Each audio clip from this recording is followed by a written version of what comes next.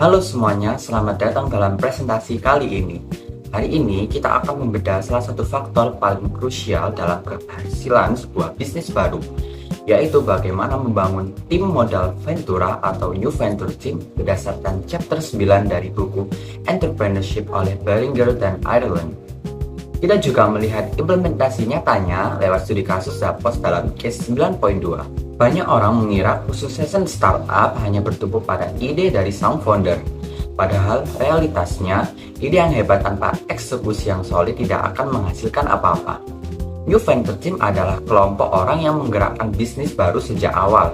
Komponennya bukan cuma pendiri dan karyawan pertama, tapi juga melibatkan board of direction, board of advisor, hingga profesional eksternal seperti pengacara dan juga akuntan.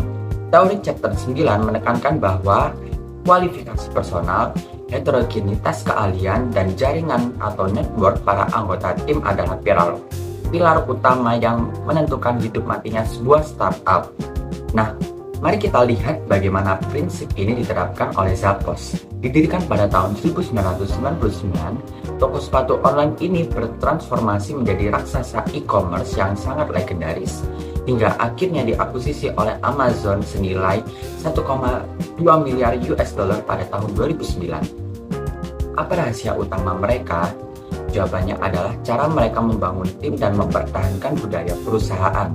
Di bawah kepemimpinan CEO Tony Hsieh, Zappos mendefinisikan core value perusahaan dengan sangat tegas. Salah satu strategi rekrutmen mereka yang paling terkenal adalah memberikan pelatihan intensif selama 4 minggu. Menariknya, di akhir minggu pertama, Zappos menawarkan uang tunai sebesar 2.000 US dollar bagi siapa saja yang ingin keluar saat itu juga.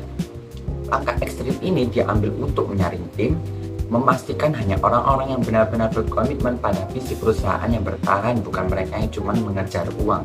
Sekarang mari kita analisis 4 pertanyaan dari kasus Zappos ini berdasarkan perspektif chapter 9. Pertanyaan pertama, sejauh mana elemen New Venture Team berkontribusi terhadap kesuksesan awal Zappos?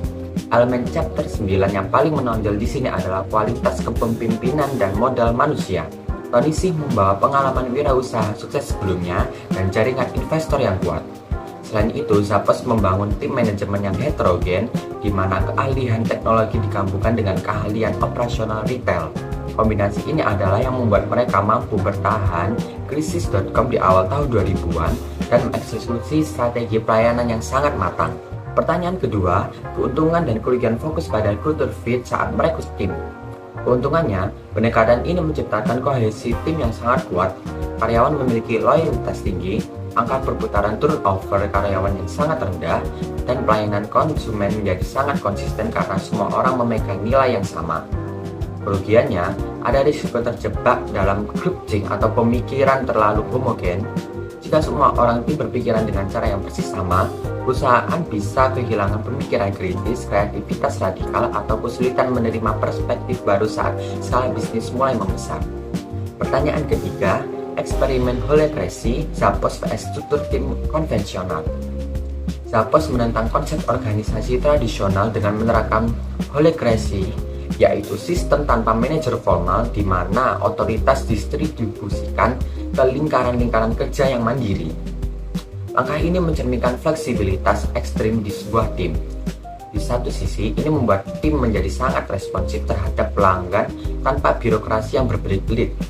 Namun di sisi lain, menentang hierarki konvensional seperti ini membutuhkan kedewasaan, komunikasi yang sangat tinggi agar tidak memicu kebingungan peran. Pertanyaan terakhir, pelajaran bagi wirausahawan baru. Pelajaran terbesar adalah jangan buru-buru dalam merekrut. Cari orang yang tidak hanya kompeten secara teknis, tapi juga memiliki keselarasan nilai dengan visi misi bisnis Anda. Budaya perusahaan bukanlah sekedar slogan di dinding kantor, melainkan sebuah sistem yang harus disaring dan dihidupkan sejak hari pertama tim dibentuk. Kesimpulannya, materi chapter 9 dan kasus Zappos mengajarkan kita bahwa di dunia bisnis, produk bisa ditiru dan teknologi bisa dibeli dengan modal.